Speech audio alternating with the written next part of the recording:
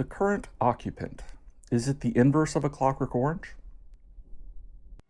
What's more likely, that the president would be imprisoned in a mental institution, or a patient convince himself that he had the power to change the world?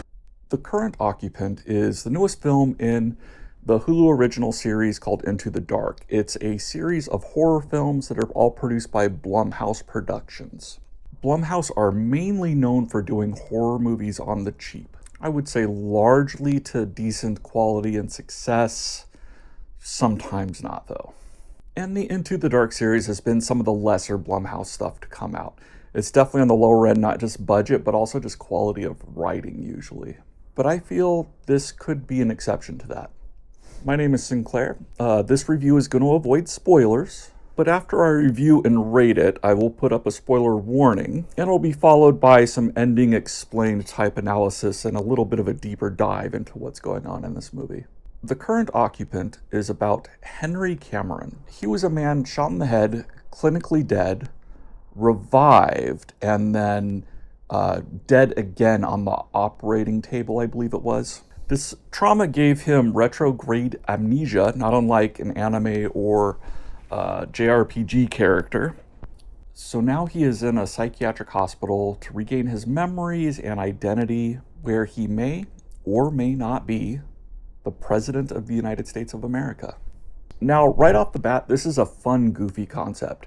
It makes me personally think a lot of like Bruce Campbell in Bubba Hotep, where he says that he is Elvis, I believe it was. Now, Bubba Hotep is super goofy. This is a little bit more serious, but it's just, I guess, more of an exploitation way of putting it, because it's not super serious. Maybe a better example would be Unsane. Unsane is more serious than this. Not by a lot, but it is. The tone and look of it reminds me a lot of like an FX network show, like some of the nicer ones, maybe like American Horror Story, something along those lines. So it looks cheap for a movie, but a pretty decent look for a TV show. It's in that realm. And something that amused me, and I don't think it was necessarily intentional, but the budget fit some plot points of all things. So like the main character, President Henry, he has a point brought up to him while he's in the hospital that, why are there windows? There is light coming through them, but it's very diffused lighting. And so you can't see through the windows in a way that would like, you wouldn't see the yard outside or anything like that. It's just like an ambient diffused light going through the windows. You do not get to see the other side of it. But that also just happens to be what windows tend to look like on a TV show when it's filming on a set, where they're on a set, it's all indoors technically, but they want it to look like the outside is on the other side of the wall, so you have some like diffused lighting going through the windows, but you're never really seeing in them. It's just a general diffused light. It looks like that, but it actually does become a plot point. So I thought that was interesting. That was just, slightly clever and definitely fun. And this film is definitely, I would say, make or break on if you are okay with this style of storytelling. It's all about the possible paths that the journey you're watching is taking, where you're never quite sure. So in one light, something could be happening, but if you look at it another way, okay, maybe something else entirely is going on. And the movie starts fast, in that, a lot of stuff is thrown at you very quickly at once. You have a lot of presidential imagery right off the bat. It kind of lets you know before any storytelling is even really going on, aspects of the story, like stuff having to do with the President of the United States.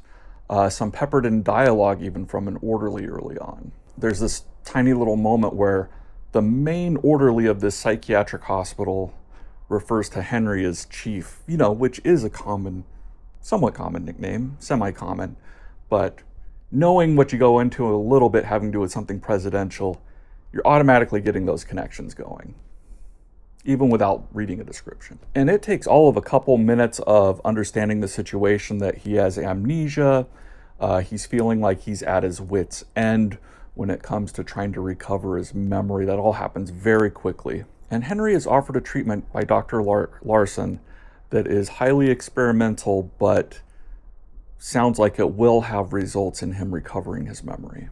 But that treatment has a caveat. He has to sign a waiver.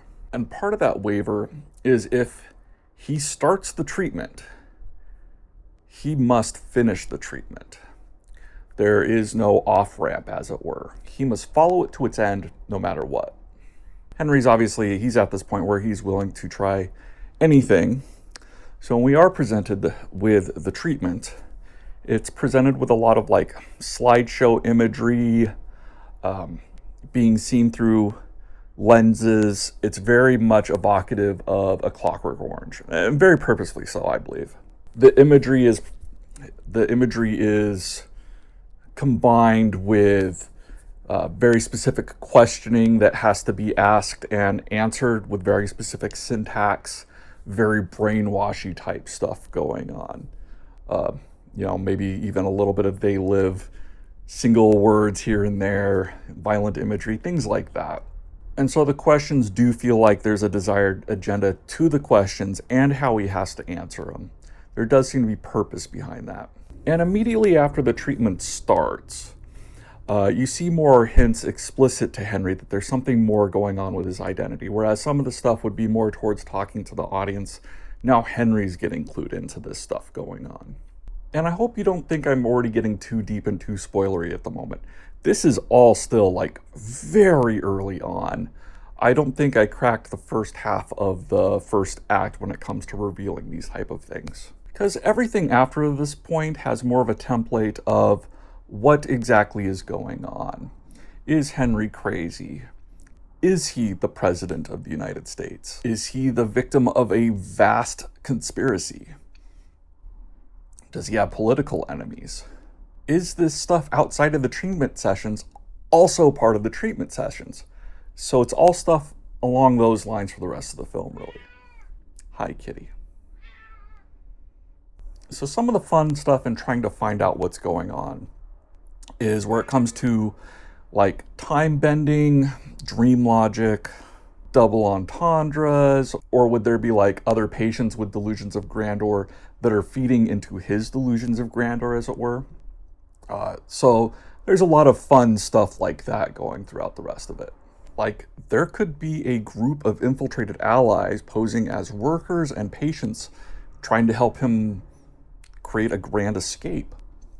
All the while, Henry has more therapy treatment sessions, and they ramp up more and more. And there's more like philosophical questions peppered into them, usually with twists too. Like some of them are like famous philosophical puzzles. Or also, aside from just the treatment of the questions, you start having more direct experiments that are variations on famous, almost unethical or unethical versions of famous experiments like the Milgram experiment.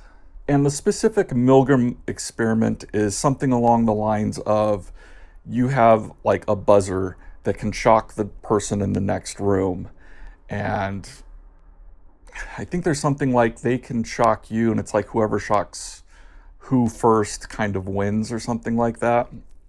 There's variations on that.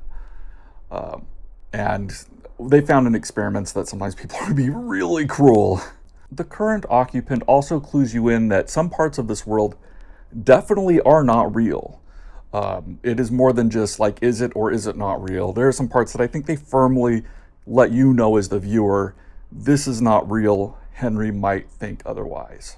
So me as the viewer, it had me thinking a little bit, is this part of his therapy? Is he going more crazy? It still ramps up those questions, and I didn't get bored of that. I did think that it kept introducing new little bits and kept me along, and I felt like there would be a payoff to it, which that's a big thing. If I feel like it's just going to kind of go nowhere and it's just red herrings, I can sometimes just completely just blank off and not care after that. There's a movie I watched pretty much right before this called Lake of Death on Shudder. It does exactly that. There's just like red herrings all over the place. I just really stopped caring about it very quickly. When it comes to the other little bits of filmmaking, when it comes to my review and grade, the other bits came off fine. Directing was fine. I liked the main actor. I thought he was good. The lead orderly I liked a lot. He has kind of one of those weird faces and styles that I think he'll be a good choice for a lot of side horror characters in the future until he gets too played out and too well known. So any horror movie directors out there, they need to snatch him up quick before his face gets too all over the place. I'll probably throw up a pic of him. The twists and turns of trying to think about what exactly was going on, that kept me engaged. I did not get bored of it. I always felt like there was something new, a little bit being strung along to think about and go to the next bit, to the next bit. Everything moved forward very nicely in that way. It doesn't look like a blockbuster. I'm gonna say that. Fine for a low budget. I'm sticking with that. It looks like a decently nice FX show like Sons of Anarchy or something. Didn't take itself too seriously. I would say music, the sound design, here nor there. It was fine, so I'm gonna say up because it definitely wasn't bad. I'm gonna give this a 3 out of 4 stars, a real horror show. Check it out. Now, on to spoilers and other such nonsense. The ending, the big reveal. And I'm going to be reading some of this directly so I don't get too messed up in what I want to convey. So Henry is told he is not the president, but rather was attending a presidential function with his wife. But they were both shot in an assassination attempt on the president at that event. They ended up being victims of crossfire, things like that. And in Henry's personal life, he had like this almost pathological need or want to be a politician. He ran for local offices over and over and over, getting himself in debt and constantly failing. But throughout all that, his wife stayed by his side, getting in debt and everything, and just the constant failures. So that was definitely showed the closeness of him and his wife. So the trauma of losing his wife, who stayed with him through thick and thin, through all his weird mental things of really wanting to become a politician, debt, all that, along with dying twice, and just dealing with all the political failures personally, that all cracked his psyche into building up a fantasy world where he believes he is the president of the United States. Just a delusion of grandeur is really, that's what it just comes to. But it's further revealed that that trauma only gave him the delusions of grandeur. The amnesia, on the other hand, was created by the psychiatric hospital. Henry is in a cycle where they try and treat his delusion. It reaches a point where they feel like they can't help anymore and they've lost. They wipe his mind. His mind starts rebuilding the delusion, and it just becomes this cycle over and over and over. He's been doing this for years. So moments like in the beginning with the main orderly calling him chief and things like that, it's because they're in on the delusion. They're kind of making jokes about it. Other characters are also privy to his delusion and playing it to their own end, like somebody else has delusion of grandeur. The reason why they know stuff isn't necessarily because they are like his secret cabinet staff or something. It's because they've seen him go through this before and they're just riffing on it for their own ends. So now this is a cycle where the doctors have started their treatment yet again, but they've really pinpointed the trigger of what allows him to rebuild these delusions so effectively, even though they are wiping his mind, In this cycle, they believe they have pinpointed what they really believe will be able to kill the delusions. And that is to kill his inner sense of hope and kill it in a chemical fashion. His internal hope is what allows him to keep rebuilding everything over and over again. I find it darkly humorous seeing the experiments in this new light, though. You see it sharper and clearer that the doctors are trying to breed a cynicism into him, a jadedness. It's such a perversion in trying to help somebody. Seeing this stuff in a new light, you now have like one of the most evil moments coming into view of when Dr. Larson brings up the treatment to Henry. She directly uses the term hope. And Henry responds in kind. Hope sounds good. And Henry, he signs that waiver. My personal thought is that waiver is actually just an addendum to his treatment program that he is probably already signed for or just allowed to do by the state. So my thought is this waiver basically says when they get to the end of treatment of, if nothing else works, to chemically get rid of his hope center in his brain, essentially, that they can now do that legally if it comes down to it. So, twisted stuff. His hope is what opens the door for his hope being gotten rid of. So now, going back to the final couple minutes of the film, in a second viewing, it definitely is just more of like a confirmation of the big reveal beforehand of like, hey, this is our treatment for you. Whereas maybe in a first viewing, you're like, okay, maybe this is still just another obfuscation, another twist of them lying to him. Maybe he is the president of the United States. But that doesn't mean the last few minutes are valueless. Henry has a last-ditch escape effort before they do that final pull the plug, drain the hope from his body, and it just becomes this demoralized, cynical, drudgy mess. So as Henry starts to make his last-ditch escape, his reality starts to break down. He's warned by Dr. Larson, if he takes that last step towards freedom, his reality will completely shatter, and there will be no coming back from it. His delusions will become permanent and just psychically break him. And you do see his reality warping, more so than before. And he full-on continues his escape, and we get to see the full-blown presidential delusion played out as the climax. But that's more of a confirmation of the climax beforehand, where they revealed everything to him, because this is a delusion. You're just seeing more of the confirmation of it ultimately. And President Henry is stuck in the hospital perpetually. Now, considering on one hand, in his reality, one end is the presidential delusion and grandeur. The other end is, getting the hope sucked out of you permanently. And so in some ways, this is kind of the happy ending. So I would say some of what I really, really, really enjoyed in this, that I felt like I couldn't talk about without being too spoilery, was kind of how it does become like this twisted alternate version of some of the stuff going on in A Clockwork Orange.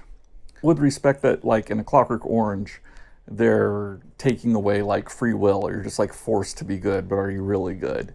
And in this, it's like the way that they save you is to really get rid of some of your best qualities, to make you cynical. I thought that was fun food for thought for me. That's my hot take. So if you look at the upload date, this should be the day that I actually uploaded this. So this is definitely a hot take. Feel free to tell me I'm full of bull if I am. It would not be the first time. Apologize if I seem jittery and nervous. I do have stage fright. But my name is Sinclair. Don't let spoilers ruin your life. Peace.